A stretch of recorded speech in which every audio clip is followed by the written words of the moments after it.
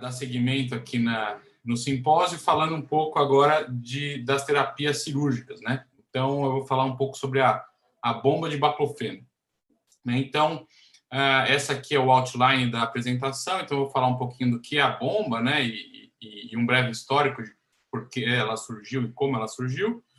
Quais são as indicações, alguma farmacologia básica do baclofeno, os testes que a gente faz para avaliar se existe ou não indicação de colocar, um pouquinho da técnica cirúrgica convencional e da técnica intraventricular, programação, o que acontece durante a abstinência e como tratar, refil, complicações cirúrgicas e, se der tempo, um caso clínico. É bastante coisa, na verdade, todos esses temas, né, são extensos, mas é interessante dar um panorama geral de cada um desses tópicos para tanto pessoas que não sabem nada sobre o assunto, quanto as neurocirurgiões ou neurologistas pediátricos, o pessoal que tem uma boa noção já entender um pouco mais à frente. Então, conceito, né? O que é uma bomba de infusão de fármacos? Então, é um dispositivo que apresenta um reservatório. Então, a gente vê aqui dois exemplos, que, na verdade, são os dois únicos que a gente tem no Brasil, né? Então, em geral, esse reservatório tem uma capacidade que pode variar de 20 a 60 ml. Existem, na verdade, dois tipos de bomba, como eu vou falar daqui a pouquinho. Mas o mais comum que a gente usa é esse modelo aqui, que tem duas possibilidades, 20 e 40. Mas existem outros modelos que chegam até 60 ml. Esse reservatório você consegue encher com algum medicamento, que em geral é morfina ou baclofeno, que são os mais usados, mas você pode colocar outras coisas, clonidina, fentanil, ziconotídeo, ou seja, tem uma gama de medicações que você pode utilizar. Esse reservatório é conectado num catéter, e esse catéter vai entrar no espaço subaracnoide. Tanto pode ser da medula ou pode ser cerebral do ventrículo, né, que é a bomba intraventricular. Então, a gente consegue regular a dose do medicamento que é injetado diretamente no líquor. Então, você tem um reservatório e um catéter que vai jogar o remédio diretamente no líquor. E você regula a dose de duas maneiras diferentes, cada uma para um tipo de bomba. Nas bombas eletrônicas, que é o caso que a gente acaba implantando mais, você tem um leitor por telemetria, ou seja, você encosta um aparelhinho que lê o status da bomba e você consegue regular o fluxo desse medicamento. Existe um outro tipo de bomba, que é esse da Tricomed, que é uma bomba antiga alemã, em que ela funciona a gás e injeta um volume, tem uma pressão constante, um fluxo constante. Então, para você mudar a dose, você tem que mudar a concentração da droga na bomba. Isso é um pouquinho mais chato e é por isso que a gente acaba não usando tão frequentemente, né? Principalmente nos casos em que você ainda não sabe a dose. Você tem que mudar, tem que tirar a droga que está lá e colocar uma nova. Com uma bomba eletrônica, isso é muito mais fácil. Esse dispositivo acaba o medicamento em um determinado tempo, que a gente vai falar mais para frente, você precisa fazer uma reposição através dessa membraninha, você funciona e faz o que a gente chama de refil, né? Aonde que o catéter fica? Ele fica no espaço subaracnoide, né, que também é chamado de espaço intratecal, né? A teca é o saco dural, né? Então, dentro da teca, né, do espaço intratecal, é que fica o catéter, né, como a gente pode ver aqui. E por isso a bomba que é colocada nesse espaço medular é chamada também de bomba intratecal. O baclofeno ele tem uma capacidade muito fraca de cruzar a barreira hematoencefálica, né? Então, as doses que a gente tem que dar via oral teriam que ser muito altas para ter um bom efeito e elas começam a ter efeito colateral. E aí, Por conta disso é que, nos anos 80, dois pesquisadores, um Penn, que é o Penn da escala de Penn, daquela de espasmos, que já foi comentada, e o outro, o Croin, eles tiveram a ideia de fazer exatamente isso. Então, bom, já que os pacientes tinham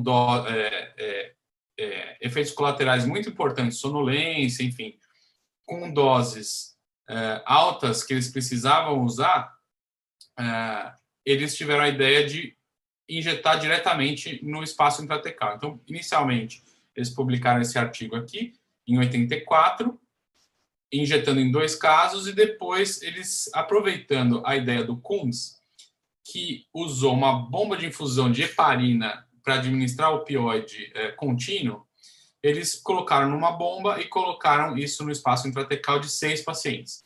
E mostraram que existia um benefício grande, enfim, que reduzia bastante a espasticidade desses pacientes.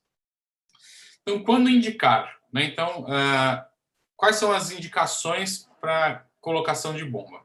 Então, são as indicações, a primeira questão que a gente tem que ver tem indicação de tratar a espasticidade? Né? Então, é o que a gente estava comentando até agora. Então, são condições refratárias ao tratamento conservador incluindo tudo isso que a gente comentou até agora, então medicamento via oral, botox, terapia física, reabilitação, que vai atrapalhar a vida do paciente ou seus cuidados, né? Algo que interfira na qualidade de vida e na funcionalidade desse paciente. Então, esse é o primeiro critério, ou seja, precisa ter uma espasticidade ou distonia que sejam refratárias aos tratamentos conservadores. Mas, quando colocar uma bomba ou fazer uma risotomia, que o Bernardo vai comentar mais para frente, ou uma neurotomia periférica, ou um DRESS, ou seja, existem vários tipos de cirurgia para tratar a espasticidade. Né? Então, o primeiro conceito que a gente tem que entender, e que faz parte desse algoritmo, é se a espasticidade é uma espasticidade instável, ou seja, ela tem um potencial de mudar ao longo do tempo. Isso, exemplos claros são traumatismo raquimedular ou um AVE recente, ou seja, você acabou de ter um trauma raquimedular e está espástico, isso provavelmente vai evoluir, né? Então, vai modificar. E a esclerose múltipla, que tem surtos diferentes, doenças degenerativas, isso a gente considera como uma espasticidade não estabelecida ou instável. Em oposição a isso, a gente tem a espasticidade que é estável. Então, paralisia cerebral é um exemplo, traumatismo raquimedular ou AVEs já tardios, em uma fase já consolidada em que não se espera grandes mudanças. Então, eu coloquei 3 grandes tratamentos, que na verdade são carro-chefe desse tratamento cirúrgico, vamos dizer assim. O primeiro, a bomba de baclofeno, a risotomia e as neurotomias periféricas. Existe um algoritmo aqui que foi publicado pelo Sindhu em 2007 que dá uma organizada em quais procedimentos seriam melhores para cada ideia. Então, espasticidade geral. Então, primeira coisa, terapia oral. Reversíveis. Na verdade, reversíveis aqui a gente classificou como instáveis. Né? Então, você poderia ir para uma bomba. Por quê? Porque a bomba é uma terapia ajustável. Né? Então, você pode aumentar, diminuir. Se a espasticidade piorar, você aumenta. Se a espasticidade diminuir, você diminui. Se não tiver mais espasticidade, você desliga. Ou seja, você consegue... É uma técnica não ablativa. Você não destrói nenhuma região. Nas doenças permanentes, ou seja, estáveis, as risotomias, ou seja, os procedimentos ablativos, são mais interessantes, né? Porque, como a gente vai ver, existem vantagens e desvantagens de cada uma dessas questões. E ele também divide em gerais e focais. Gerais são espasticidades que acometem os 4 membros e até, às vezes, distonias espásticas que acometem pescoço, cabeça, enfim. E focais poderiam ser, por exemplo, só de um membro, só a mão, só o pé, ou seja, de alguma região específica. Para regiões mais específicas, a gente vai para procedimentos menos gerais. Então, uma neurotomia periférica é você seccionar de 50% a 70% das fibras motoras daquela região. Então, por exemplo, uma mão em garra, que você não tem espacidade no resto do membro, só a mão, você pode fazer uma neurotomia de unar e mediano que você solta essa mão. Então, você secciona os nervos motores dessa mão. Se você tiver por exemplo, então, uma espacidade que é predominante em alguns grupos musculares, então, que a gente chama de segmentar, vale a pena uma risotomia dorsal seletiva. Então, imagina uma criança que tem, principalmente nas pernas, mesmo que ela tenha nos braços, mas não seja a queixa principal, é um procedimento ablativo, ela não precisa ficar voltando no médico e, portanto, é um procedimento que é mais indicado. Do contrário, você tem um caso complexo, que a doença é instável, progressiva, que vai melhorar, talvez vá melhorar uma bomba de baclofeno. Ou quando a espacidade é generalizada, você tem e instável, né? Você pode ter uma potencial melhora ou piora, ou ela é homogênea, ou seja, tanto nos braços quanto nas pernas, ela é igualmente ruim ou prejudicial, né? Então, porque aí você, embora consiga às vezes melhorar a espacidade dos braços com a cirurgia lombar, o Bernardo deve comentar isso, qual é o mecanismo, mas se ela for muito intensa nos 4 membros, talvez você precise de 2 procedimentos, um cervical e um lombar, o que é raro de acontecer. Então, essa é a subdivisão. Outra condição interessante é a distonia. Quando você tem uma distonia espástica, o componente distônico pode piorar a partir de uma risotomia. Então, nesses quadros de distonia, a bomba é uma boa indicação. Então, o que a gente precisa lembrar é que o candidato à bomba ele deve ter fácil acesso aos serviços de saúde. Por quê? Porque vira e mexe ele vai ter que voltar para fazer refil da bomba. Esses refis acontecem mais ou menos frequentes dependendo da dose que ele usa, mas o período máximo é de 6 meses, porque a droga que está dentro da bomba, ela, pela temperatura do corpo, ela tende a perder a eficácia depois desse tempo. A média de troca da bomba é entre 4 a 6 anos, porque ela tem uma bateria interna. Essa bateria, nesse período, acaba, então você vai ter que trocar a bomba. Caso o paciente more longe, não tenha acesso a serviços de saúde, etc., é melhor considerar algum dos procedimentos ablativos, em que você faz e você tem uma certa liberdade.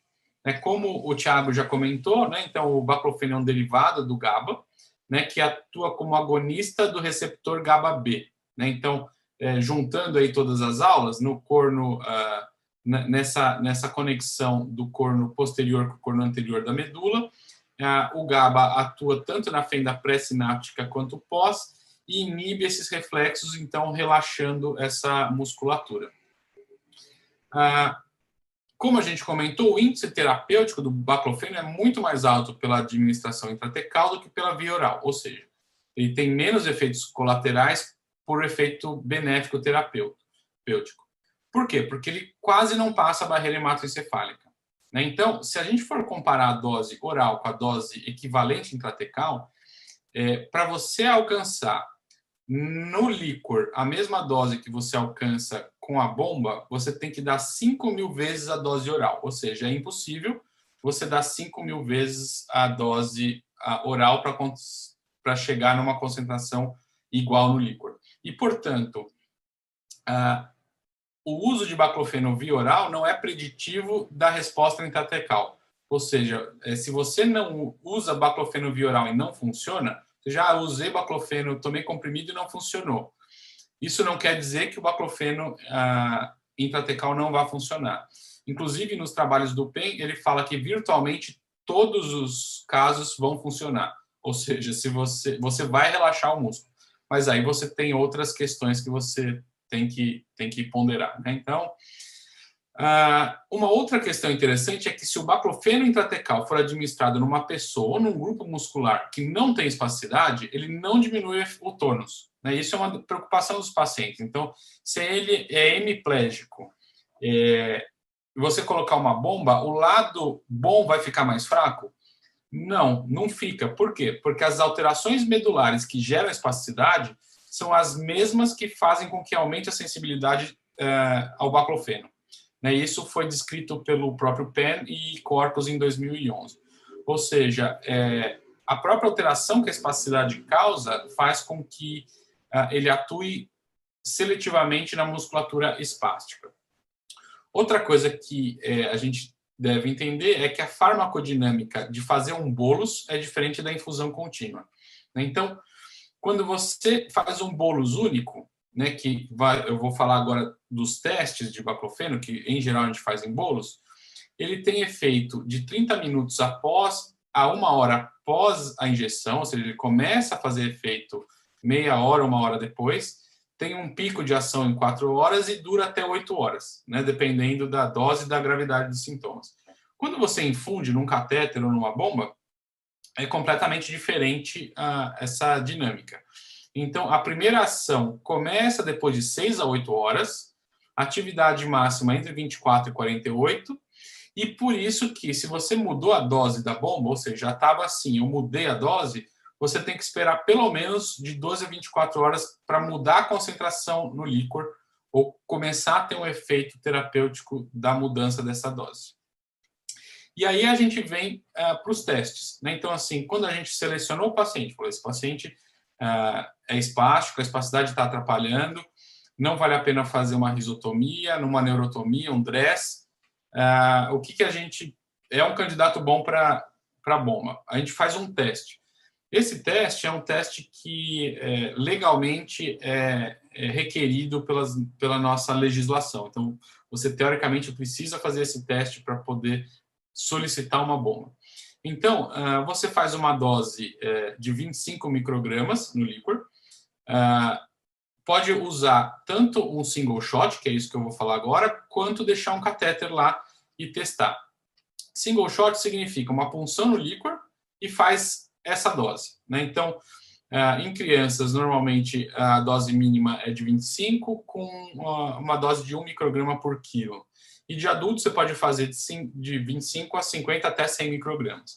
Então, você punciona o líquor e a ideia é fazer um procedimento chamado barbotagem, que é você aspirar líquor com a medicação e injetar. Aspirar e injetar, ou seja, você vai fazendo esse movimento de sanfona, que você vai espalhando o líquor e tendo um efeito maior. Então, essa é uma técnica que precisa ser feita durante o single shot.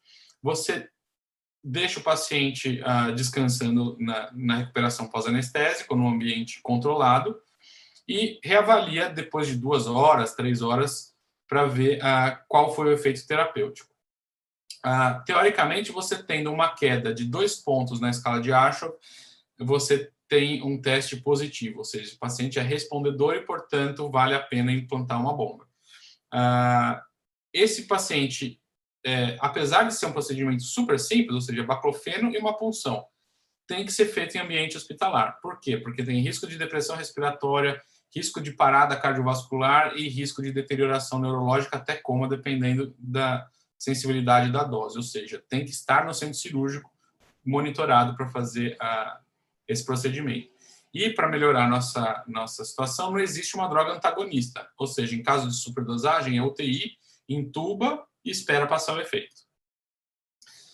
Outra alternativa é colocar um catéter. Diferente do teste da morfina, que a gente pode colocar um catéter epidural, aqui a gente não pode. A gente tem que colocar um catéter dentro do líquor. O que se preconiza nos testes é 3 dias. Então, você pode começar com uma dose mais baixa e ir aumentando, podendo chegar até doses mais altas para ver se o paciente responde. Normalmente, isso quando você tem dúvida se vai responder ou se não vai, enfim, quando tem uma certa dúvida. Na prática, a gente acaba fazendo sempre o single shot. E, como eu falei, para o teste ser positivo, ele deve ter uma redução na escala de Arshoff modificada em pelo menos 2 pontos. Então, aqui, imagens do Bernardo examinando um paciente, pré-teste, então esse é um paciente espástico, e aqui o exame dele antes do teste, então mostrando que ele tem uma espasticidade importante, um clonus, a gente pode ver que é uma dificuldade dinâmica, a gente chamaria de Aschoff modificado 4, né? Então a gente vê que ele tem sincinesia, cocontração, ou seja, todos os fenômenos possíveis de espacidade, né? Uma espacidade grave. E aqui, pós-teste, né? Então a gente vendo como ficou depois do teste. A gente vê que melhorou bastante, né? Isso é um teste positivo, ou seja, vale a pena implantar uma bomba depois nesse paciente. Como que a gente faz para implantar a bomba? Então, como eu falei, tem duas técnicas principais. Uma é lombar e a outra é intraventricular. Na técnica lombar, a gente punciona em nível lombar L3, 4, 4, 5, numa punção paramediana e não como a gente colhe líquor normalmente, que é na linha média. Por quê? Porque tem chance menor de fraturar o catéter. Porque quando o paciente dobra, os processos espinhosos se aproximam e se o catéter está passando aqui, ele pode quebrar. Então, a ideia é que ela saia lateralmente aqui. Usa o raio-x, né, tanto para localizar níveis, e muitos desses pacientes têm deformidades espinhais que tornam difícil a punção. Põe esses pacientes em decúbito lateral e também a radioscopia vai ser utilizada para ver aonde vai ficar a ponta do catéter. E aonde deixar a ponta do catéter depende do nível que você quer atingir. Então, se você quiser relaxar os membros inferiores, ou seja, é uma diplegia espástica, o catéter deve ficar entre T10 e T12. Se os 4 membros tiverem espásticos, catéter com a ponta em C5 a T12. E se for uma distonia generalizada, né, até cervical, enfim, você colocar mais alto cervical ainda ou intraventricular. Então, essa é a técnica de confecção da loja da bomba, onde a bomba vai ficar. Em geral, ela fica no abdômen, ou em crianças muito pequenas que o abdômen não comporta, a gente tem casos que a gente coloca até no tórax.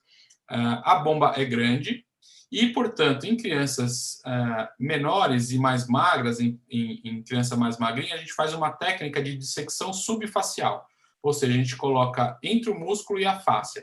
Isso dá uma boa escondida, vamos dizer assim, na bomba, que é a sutura da fáscia com a bomba escondidinha aqui embaixo, né? Aqui a gente checando se tinha líquor funcionando. Na técnica lombar, lembrar de fixar muito bem o catéter, né? Então, sem estrangular e sem que ele migre. Então, também existem técnicas e fixadores específicos para fixar esse catéter.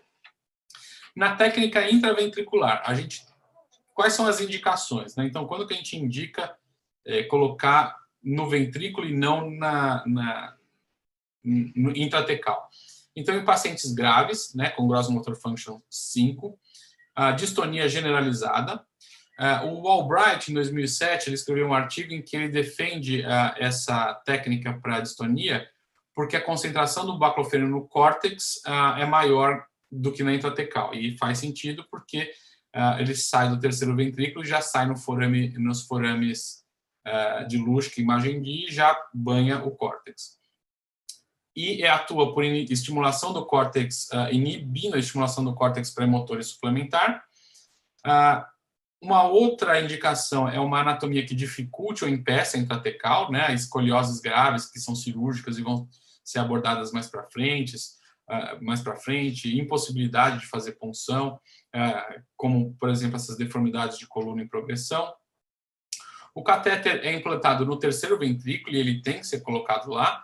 E, portanto, existem 3 maneiras de fazer isso. Com estereotaxia, com neuronavegação ou com endoscopia navegada. Endoscopia navegada tem a desvantagem de que você tem que ter a navegação mais endoscopia, ou seja, em geral a gente prefere ou estereotaxia ou neuronavegação. Por incrível que pareça, os riscos reportados são menores de fístula e complicações relacionadas ao catéter e, portanto, essa técnica parece ser mais segura. Aqui um caso que a gente fez com neuronavegação, então com o alvo no terceiro ventrículo, aqui a tomografia pós-operatória mostrando um pontinho branquinho aqui no terceiro ventrículo, a preparação como se fosse uma derivação ventrículo-peritoneal e a gambiarra oficial, né? Não existe cânulas específicas para essa técnica, né? São poucas centros no mundo que fazem técnica intraventricular, ou seja, os sistemas não são adaptados para isso e a gente tem que se adaptar e fazer nossas adaptações para que funcione. Programação. Então, assim, depois você colocou a bomba. Se você colocou uma Tricomed, aí você vai ter que regular com a dose que você colocar na bomba. Existem fluxos fixos e tamanhos fixos. Eu não vou entrar nesse detalhe aqui. Na bomba eletrônica, você tem algumas coisas que você tem que fazer já antes. Um é chamado de priming bolus, né? Que quando você coloca, tem água e a droga vai ter que chegar na ponta do catéter e começar no líquor até um tempo. Isso a gente chama de priming bolus, que pode ser mais rápido, porque você não está dando droga diretamente no sistema nervoso. Então, você preenche o catéter com soro e ele vai fazer esse priming bolus que vai começar a jogar droga depois de um certo tempo. O bridge bolus é um bolus que você faz quando você vai mudar a concentração da droga ou trocar a medicação, que é um bolo de ponte mesmo, entre uma medicação e outra. Isso tudo você regula no programador, que é um tablet da Samsung. Então, como que a gente começa a programar? A dose que a gente começa na bomba por dia é o dobro da dose que funciona no teste. Ou seja, se ele respondeu com 50 em single shot, a primeira programação vai ser 50 microgramas por dia. A gente primeiro começa com um modo contínuo, ou seja, esses 50 microgramas, esses 100, vão ser distribuídos continuamente durante o dia. E você vai aumentando de 10% a 20% por dia nos primeiros dias, até alcançar a dose ideal, né? Então, geralmente, nesse modo contínuo. Nas bombas intraventriculares, estava até discutindo isso aqui com o Bernardo, né? Porque pouca gente tem experiência com isso. No nosso grupo, a gente deixa uma dose mais baixa, com uma dose de 30% da dose da bomba intratecal. Mas o Albright, que é o cara que tem mais experiência nisso, ele usa a mesma dose. Outras vantagens, você pode usar o modo flex. O modo flex faz bolos, ou seja, programados, que você consegue programar que horas começa, quanto tempo ele vai durar e a dose. Você pode usar isso a seu favor. Então, se você tiver uma piora programada, você sabe que terça-feira de tarde ele faz físio e piora. Que horas é a físio? É 1 da tarde. Então, 11 da manhã você programa um bolos, ou então aqui nesse caso programei o meio-dia. Daqui 2 horas ele já vai estar fazendo efeito e vai ter esse efeito mais intenso na hora que você precisar. Você pode deixar também um controle com o paciente que ele pode fazer alguns bolos ele mesmo. Então, os pacientes mais orientados ou familiares mais orientados podem fazer isso. Abstinência. Não pode acabar o baclofeno da bomba, de maneira nenhuma. Por quê? Porque a bomba para, estraga.